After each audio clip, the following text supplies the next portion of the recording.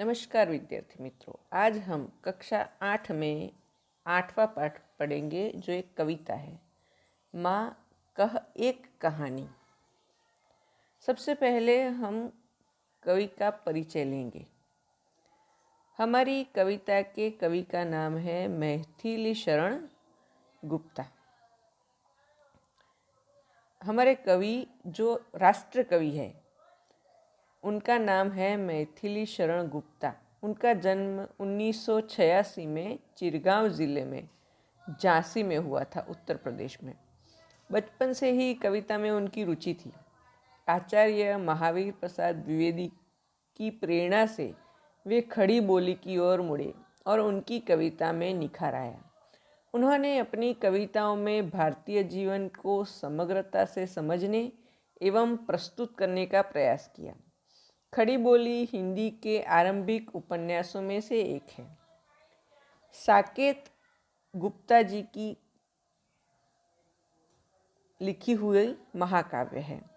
उनके अतिरिक्त यशोधरा, पंचवटी, भारत भारती तथा जयद्रथवध आदि उनकी मुख्य काव्य कृतियाँ हैं। उनकी मृत्यु सन 1964 में हुई। मारने वाले से बचाने वाला बड़ा होता है, यह उक्ति चरितार्थ हुई है गौतम बुद्ध के जीवन से। संवाद शैली की इस कविता में गौतम बुद्ध के बचपन की एक घटना है, जिसमें उनका पुत्र राहुल अपनी माता को कहानी सुनाने के लिए कहता है। इस कविता में एक माता पुत्र का संवाद है जिसके बारे में हम पढ़ेंगे।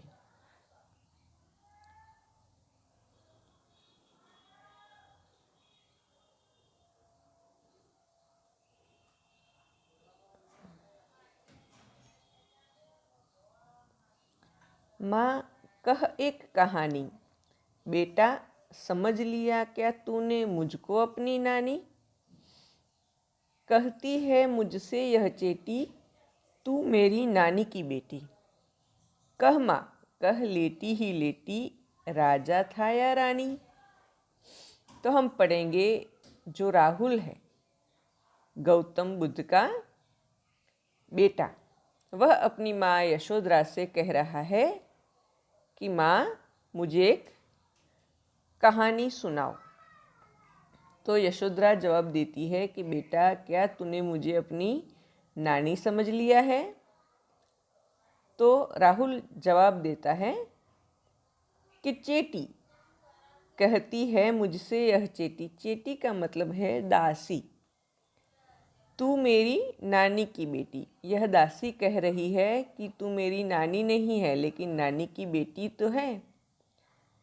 कह माँ कह लेटी ही लेटी, राजा था या रानी। वह अपनी माता से कहता है आप लेटे लेटे ही मुझे कहानी सुनाइए। यह कहानी राजा की थी या रानी की।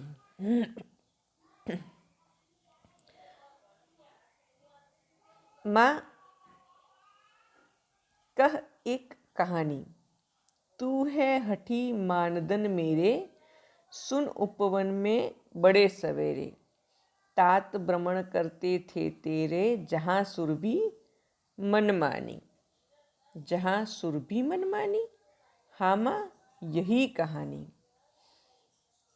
तो राहुल बोलता है कि माँ मुझे एक कहानी सुनाओ। उसके उत्तर में उसकी माँ कहती है तू बड़ा हठी है, मतलब बड़ा जिद्दी है, तो कहानी सुन। उपवन में बड़े सवेरे, तात भ्रमण करते थे तेरे। उपवन मतलब बगीचा, उद्यान। तो उद्यान में बहुत सवेरे, तात का अर्थ है पिताजी। तो राहुल के पिताजी क्या कर रहे थे?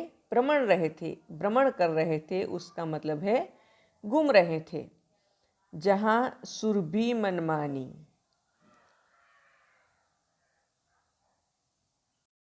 जहाँ पर सुरभि का अर्थ है सुगंध।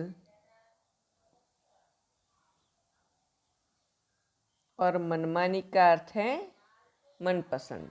तुम्हारे पिताजी उपवन में, बगीचे में घूम रहे थे, वहाँ बहुत ही मनपसंद सुगंध फैली हुई थी। राहुल पूछता है, जहाँ सुरभि मनमानी? हाँ माँ, यही कहानी। हाँ माँ, मुझे वही कहानी सुनाओ जहाँ मनपसंद खुशबू फैली हुई थी।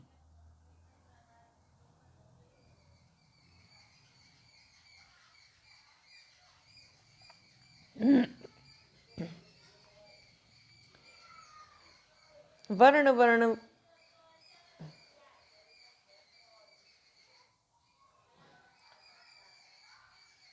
वर्ण वर्ण के फूल खिले थे, जलमल कर हिम बिंदु जिले थे। हल्के जौ के हिले मिले थे, लहराता था पानी। लहराता था पानी, हाँ हाँ यही कहानी। तो उसकी माता कहती है कि जहाँ रंग बिरंगी फूल खिले हैं और जलमल मतलब फूलों पे सवेरे सवेरे जब ओस गिरती है, हम गुजराती में जिसे झाकड़ बोलते हैं, तो झाकड़ के बिंदु, ओस के बिंदु जो फूलों पर, पत्तों पर गिरे हुए थे, और जो हल्के हवा के झोंके से क्या होता था, वह एक दूसरे से मिल जाते थे और जैसे ऐसा लगता था जैसे पानी लहरा रहा हो। राहुल बोलता था, लहराता था पानी? हाँ माँ, यही कहानी। राहुल बोलता है कि हाँ माँ, यही कहानी मुझे सुनने हैं।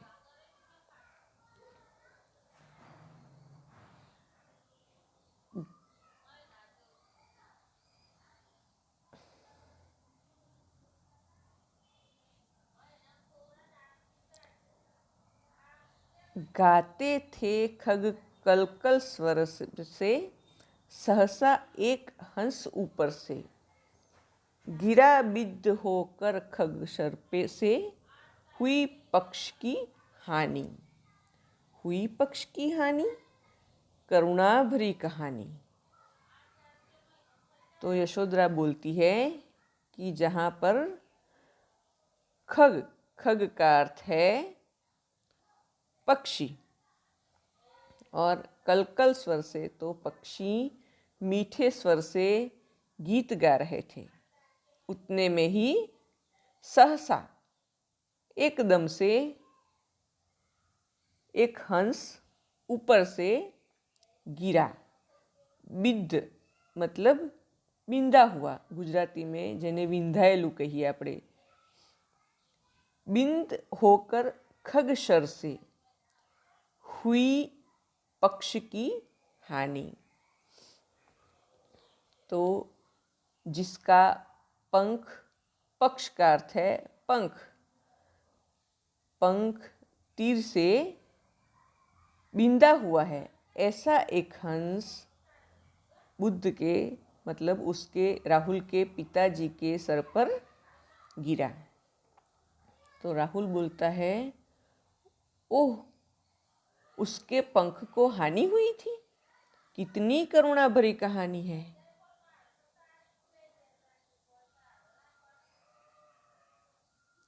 चौंक उन्होंने उसे उठाया, नया जन्म सा उसने पाया। इतने में आंखें टक आया, लक्ष्य सिद्धि का मानी। तो गौतम बुद्ध ने चौंक कर उस पक्षी को उठा लिया, और जब उन्होंने पक्षी को उठाया तब पक्षी को ऐसा लगा जैसे उसे नया जन्म मिला है। इतने में आंखें टक का अर्थ है शिकारी, जिसने हंस को बाण से बींधा था। तो शिकारी अपने लक्ष्य को पा लिया है ऐसा मानकर वहाँ पर आ गया।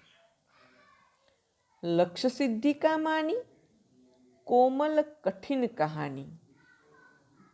वह यह सोचता है कि उसने अपने लक्ष्य को सिद्ध कर दिया है।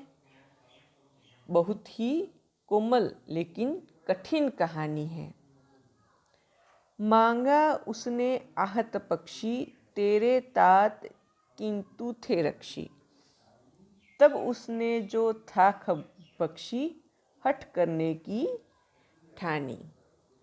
तो शिकारी ने उस आहत जो पक्षी बीमार था, जिसका पंख बिंधा हुआ था, उसको मांगा, लेकिन राहुल के पिता ने उसे नहीं दिया क्योंकि वो उसके रक्षक थे। तब उसने वो जो खग बख्शी था, रक्षी का मतलब है रक्षा करने वाला और बख्शी का मतलब होता है भक्षण करने वाला। तो यह जो शिकारी है उसे क्या कहा गया है यहाँ पे? खगबख्शी। तो खगबख्शी ने भी हठ कर ली और कि वह यह पक्षी को पाकर रहेगा। हठ करने की ठानी, अब बढ़ चली कहानी। राहुल बोलता है उस खगबख्शी ने हठ कर ली उस पक्षी को पाने की। अब कहानी आगे बढ़ी है ऐसे लगता है। हुआ विवाद सदय निर्दय में, उभय आग्रही थे स्व विषय में। गई बात तब न्यायालय में, सुनी सभी ने जानी। यह विवाद सदय मतलब जो दिल वाला है, रक्षक है, और जो निर्दय है, जिसके पास दिल नहीं है, उन दोनों में विवाद हुआ। उभय मतलब दोनों में समान आग्रह था अपने अपने विषय में। तो इसलिए बात कहाँ पर गई? न्यायालय में। और सभी ने न्यायालय में दोनों की बात सुनी। सुनी सभी ने जानी, व्यापक हुई कहानी। अच्छा, सबने बात सुनी और सबने बात जानी, यह तो बात बहुत बढ़ गई, व्यापक हो गई, मतलब सबको पता चल गई। राहुल तू निर्णय कर इसका, न्याय पक्ष लेता है किसका। कह दे निर्भय जय हो जिसका, सुन लूँ तेरी बानी। तब उसकी माँ उसे बताती है, पूछती है कि अब तू निर्णय कर और किसके पक्ष में तुम न्याय दोगे, यह मुझे बताओ। कह दे निर्भय, निर्भय होके जिसका विजय होगा उसके बारे में मुझे बताओ, मैं तुम्हारी बात सुनूंगी। तुम्हारी बानी, बानी का मतलब बात, वाणी। माँ मेरी क्या बानी, मैं सुन रहा कहानी। राहुल पूछता है कि मेरी बानी, मैं न्याय दूं? मैं तो सिर्फ कहानी सुन रहा हूँ।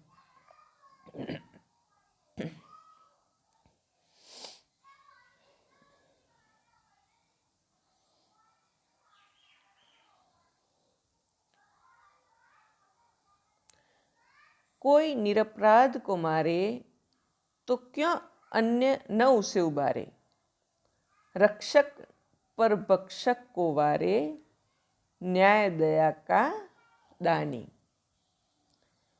तो अगर कोई निरपराध, जिसने कोई अपराध नहीं किया है, उसको कोई मारे तो कोई अन्य उसे क्यों न बचाए। रक्षक पर भक्षक को वारे, इसका मतलब मारने वाले से बड़ा बचाने वाला बड़ा है। इसलिए न्याय किसको मिलना चाहिए? दया का दानी, जो दया करता है, जो रक्षा करता है, उसे उसे न्याय मिलना चाहिए। न्याय दया का दानी, तूने सुनी कहानी। अब यह यशोधरा बोलती है, जो राहुल की माँ है, और वो कहती है कि तुमने कहानी सुनी तो सही, लेकिन समझी भी। क्योंकि न्याय किसको मिलना चाहिए? जो दया करता है, दया का दान करता है और किसी की रक्षा करता है। यहाँ पर हमारी कविता पूरी हुई है और हमने कविता को समझा।